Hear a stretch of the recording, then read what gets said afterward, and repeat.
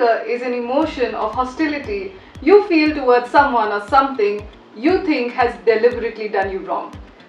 Anger can be a momentary response, it can become a mood, or if there is a maintaining factor like an irritable spouse or a disagreeable work environment, it can become even a state. Who is angry a lot of the times starts displaying features of impatience and snapping, and it can even start changing their normal mental health and their functioning, and they are usually deemed as being irritable.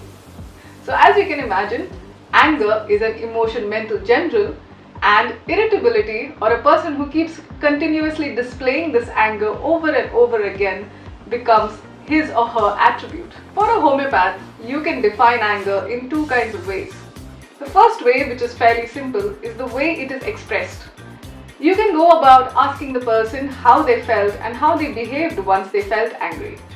Right? So people tend to be weepy when they are upset, or they tend to become quarrelsome when they are angry, or they can even become violent. The second and more important way of defining anger for a homeopath is the cause of the anger. This can broadly be classified into vexation, indignation, and mortification. Vexation is a simple state of being annoyed or frustrated. It can range from a simple frown to a clicking of the tongue, or to even a huge rant. तारीख पर तारीख, तारीख पर तारीख, तारीख पर तारीख, तारीख पर तारीख मिलती रही है, लेकिन इंसाफ नहीं मिला मिलोड, इंसाफ नहीं मिला, मिली है तो सिर्फ ये तारीख. Indignation is that kind of anger that arises when your dignity is in question. Now this can arise simply because you are ignored, or maybe somebody insults you, or if somebody treats you in a very, very unfair manner. लेकिन तुम तो जादू दिखाने लगी. देखा कुमुद, तुम सच कहा करती थी. सुमित्रा काकी हमेशा मौके पर ही आती है, और मौके का फायदा उठाने से बहुत अच्छी तरह से आता है. बचपन में इसकी बेटी हमारे बगीचे से अमरूद चुराया करती थी.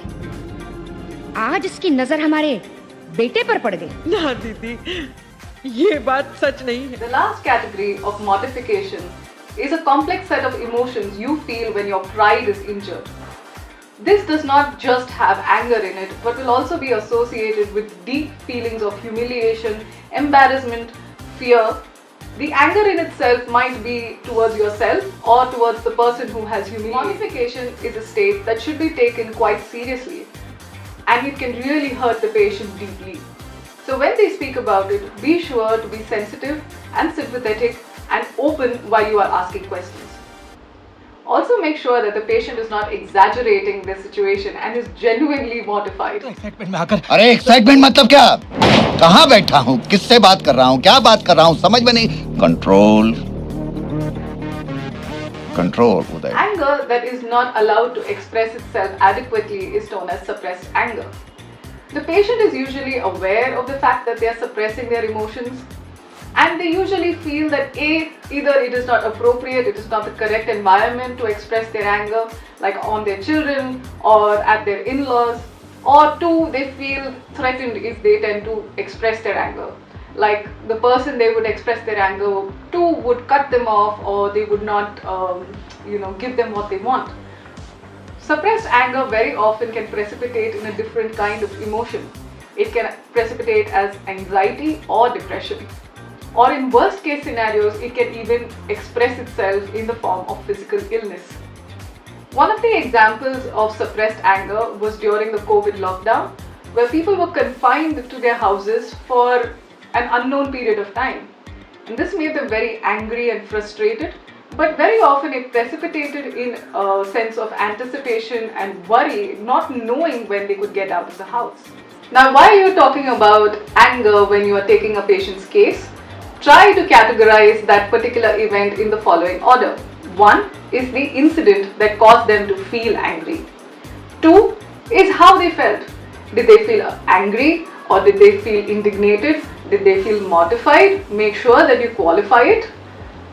3rd is make sure you ask them how they express themselves. Did they weep? Did they cut the other person off? Did they make the other person cry because they made them feel angry?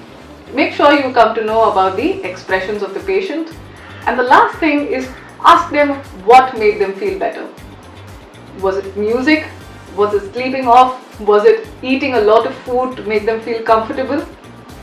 Qualifying your anger in this manner will help you identify the type of anger that they have and invariably lead you to understanding what remedy is required to help the patient out.